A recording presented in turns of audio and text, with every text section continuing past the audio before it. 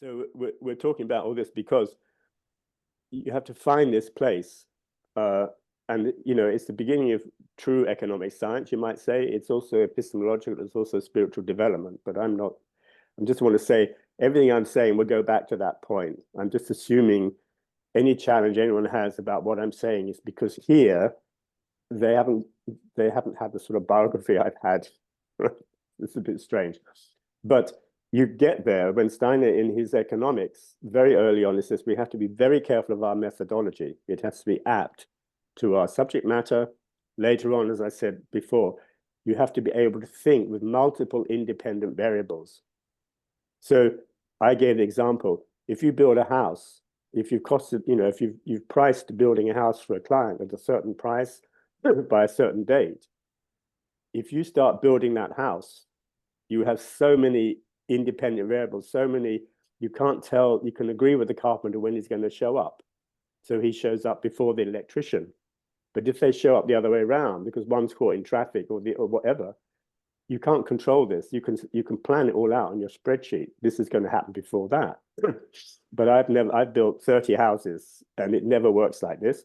And so if you want to come in on budget and profitable and on time, you're dealing with multiple independent variables. You somehow have to make it all work, but you have no control. You can't just say it starts here and you will turn up on time. When you deal with the carpenter and the electrician, it's always the different points of view. You have to discuss with him, right? You can't guess what his situation is. I mean, it's all about multiple points of view. So it's also holding together a complex picture, as you said, but also this until I hear, and it's always like this with economics, I think. You never know what's going on with the expenses and the capabilities, the pocket, the life situation, whatever it is. It's always alive and always subjective. Yeah. So I often use construction metaphors because I've had a lot of experience in building. But another area is where I have a lot of experience is, at least in my youth, was as a sailor. And again, if you're a sailor at sea, whether you're with worse if you're with sails and you're just dependent on wind and you have no engine, it's the same even if you have an engine. To see, if you want to learn how multiple independent variables work, leave school when you're 15 and go to sea. You'll soon find out. You can have it all mapped out, including where you're going and how you're going to get there until you leave harbor, and then everything is all over the place. And so the metaphor I often use is when you set out from here to there, how you're going to get there will never be in a straight line. You'll have to change course and keep doing this all the time, but you must never change your destination. That's too easy to go where the wind pushes you. You can do that if you want, but the trick in terms of managing your will forces and being in charge of circumstance is not to change the destination just because something gets in the way. Yeah, you have to, and not even necessarily changing the time of arrival.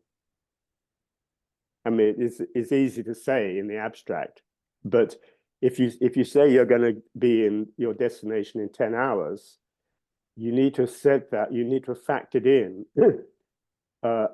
all the challenges you're going to meet.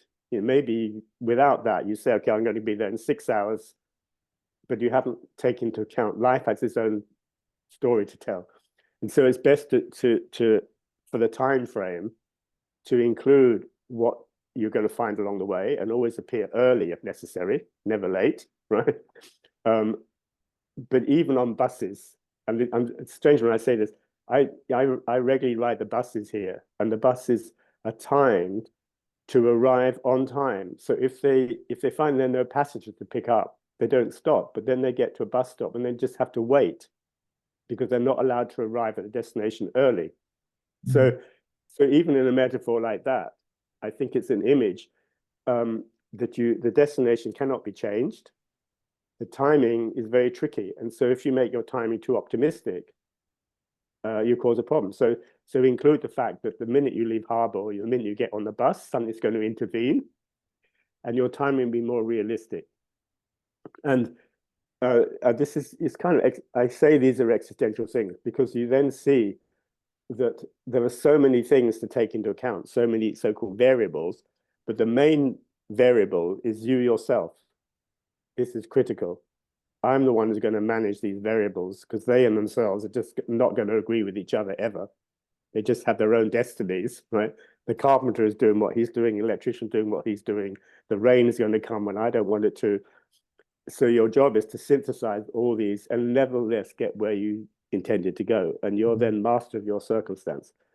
And this is hidden in all economic methodology, I think, when Steiner says, stop trying to define what the economy is, get to a place where you can see it, where you can read it, where you can characterize it.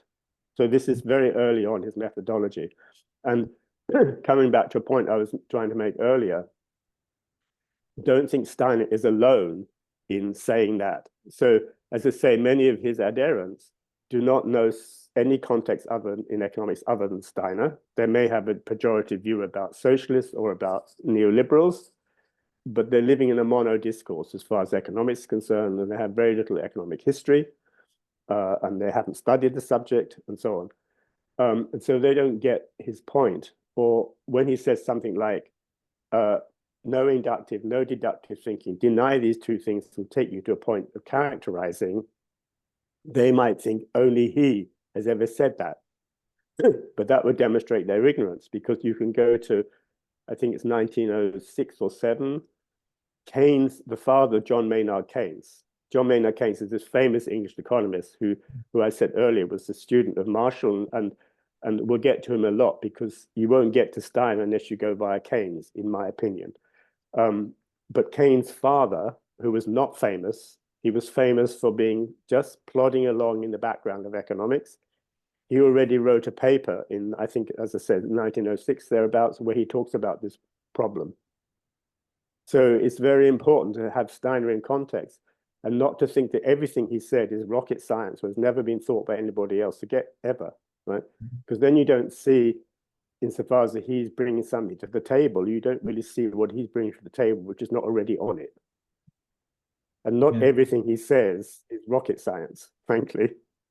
So I'm laboring this point because it's critical, and therefore he early on says, first of all, the brain is not a box.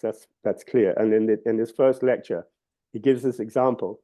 It's like he knows perfectly well the Newtonian background or the Baconian background of Anglo-Saxon thinking, of thinking the economy is a machine. This is all Baconian. He knows that story. He knows the validity of that story. He's not, so to speak, against it. He says it's a point along the way, and let's not get stuck in our Baconian version of things. You know, we cannot not go there. In this journey, we're going to end up being Baconian, whether we think we are or not, and we have to go in here and out the other side. We can't say to Bacon or to Newton, we can't do this, because then we misread their story. And so if you accept this this fact of life, you then come to this this whole problem. How do you characterize economic life? And as I say, he's not the first one to say that, but you're then in a kind of place where you're disposed to understand not only what he's saying, but how he got to what he's saying in the first place. And then you're not a slave to his economics course. And I'm laboring this point because in the Anglo-Saxon world, in the world which is primarily driving modern economic theory, it's kind of in a tunnel, and we need to imagine it's come out a tunnel, and then there's a whole different landscape on the other side. But for the most of us, we're stuck in the tunnel. Again, it's crazy me using all these stupid anecdotes, but between where I live in Dover, you have to drive through a tunnel. And if you have the radio on, the tunnel's not very long, but there's a spot which goes out a radio communication. And if you're listening to a song or like the news, and you're going through this tunnel, you have to know there's a point when you're going to lose radio contact. It's only about maybe a minute, less than that, right? Something happened between when I went in and went out the tunnel, and I just have to say, okay, so now I'm in another world. And with that particular tunnel, what's amazing, you come out and you have this landscape, which of course is not the landscape when you go into the tunnel. This is all like this, but then you come out and it's like this. And I think this is very important visually and epistemologically, that we have to accept the narrowing down, but then that it of itself will want to do this, and not say, I don't do reductive thinking. That's, you know, that's what the devil does, or that's what stupid people do. This is ridiculous in human evolution. You have to go into that space, and now, in your own terms, experience is not sufficient. And look to get beyond the box, look to get what's beyond the brain, and then you have the ground in yourself for understanding economics. And then, as I say, I think this is nothing to do with Rudolf Steiner. You find this in John Neville Keynes, Keynes' father. But if you understand this, you will understand why Steiner also says this, because it's really a problem, and people think only Steiner ever had any thought worth thinking about. This is a real problem, and I'm trying to not give him that reputation. So, and also to derive the way he thinks and adopt it ourselves, not what he said, absolutely, but how he thinks. Yeah, because if you understand that, it follows. And now the example I keep saying I'm going to give it now. He says he's very careful in selection of his examples from physics, and an early one he gives has to do with the brain. And he says that he describes the brain, and the weight of the brain is something like 1,400 grams. And he says, if that 1,400 grams was to sit on top of the spinal column, you'd be dead. Not only would you not think, you'd be dead, unable to think. But luckily, there's this cerebrospinal fluid. And thanks to Archimedes' principle, the brain at that point weighs 20 grams. And so he says, this buoyancy is what you think with in economics, not with a ponderous nature. And this is such an important image because it's just a piece of Newtonian physics, you might say. But he used it against Newtonian physics, if you see what I'm trying to say. Right? Yeah. I'm not actually against Newton. I think you just need to listen carefully to Newton for what he's going to go on to say when he realizes what he just said. And you don't just get the soundbite of what he said and leave it at that. You have to look for the overtones. And this is something Steiner's very clear about, also with Bacon. Listen for the overtones. Listen to what he's now going to realize once he's just said something which is true, but really. And then you can come into a whole world of John Donne poetry and I don't know what, which is all about people saying, okay, I get this, but actually I can't live on this basis alone. And so they start looking for something else. This is almost immediate. So if we have this sense, he uses this very specific case, the weight of the brain, thanks to Archimedes' principle, is reduced from 1,400 to 20 grams. And so we think with buoyancy and not with weight, not with gravity. And if you can't do that, you cannot enter into economics. That's his point. So however we get around this is a very, very powerful image he uses. And I'm saying that because in his methodology, he's also able to use examples from physics, which Marshall, as I said, Marshall is trying to, you know, by this ICS device, he's trying to claim economics has the kind of solidity and validity that physics does. But it's nice try, I would say. It doesn't actually work. And so when Steiner uses these examples from physics, he's using them to deny their validity beyond a certain realm. Not to deny their validity, absolutely, but just be careful.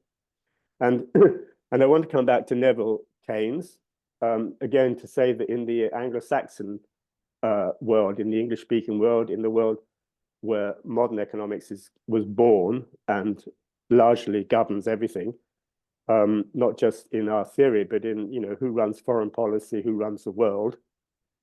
It's largely us, one way or another, even now. And so you find in Neville Keynes the same epistemological challenge, the same understanding of it. You also, in fact, find it in Marshall. I won't go into that in detail, but they come up against this limit of knowledge.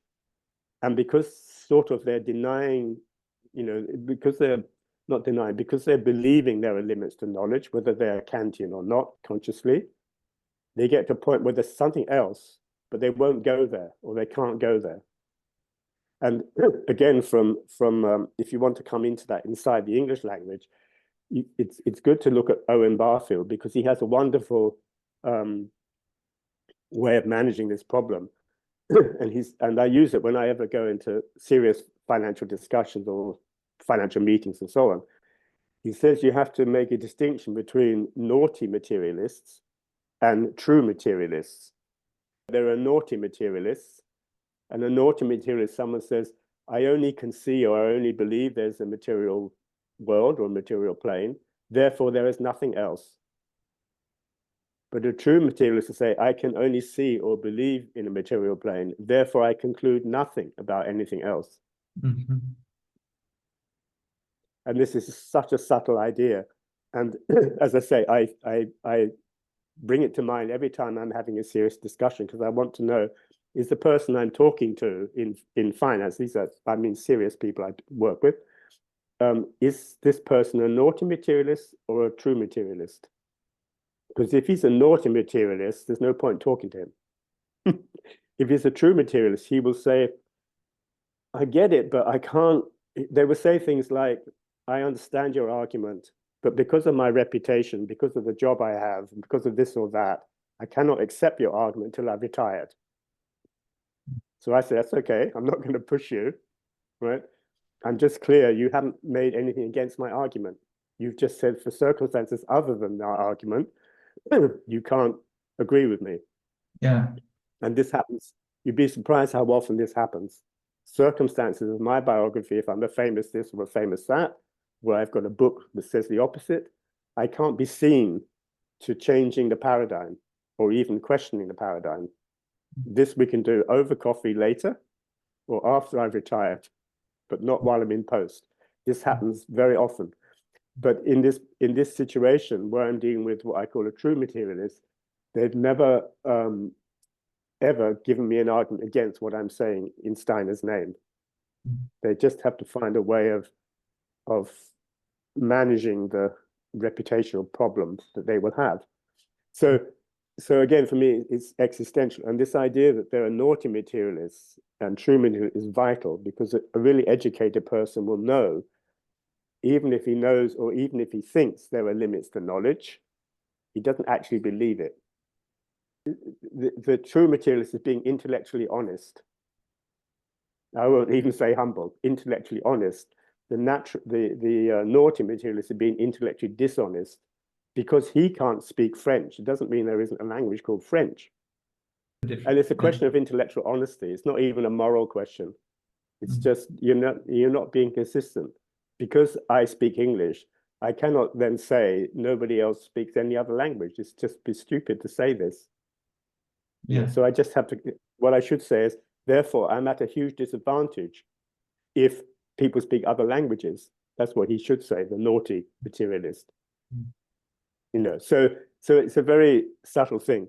And it's kind of embedded in the whole history of economics and in what I call serious people or sophisticated people or educated people in finance. They get this nuance, but they're not going to admit to it in the interview or on a podcast or whatever it might be, because that just takes the axe to so much they've said or been taught. And even, for example, I once was asked to give a course in finance at the City University in London, just a module in the second year in finance. And I had to get a recommendation. And the person who recommended me was a very serious person. And he said, oh, yeah, he's fine.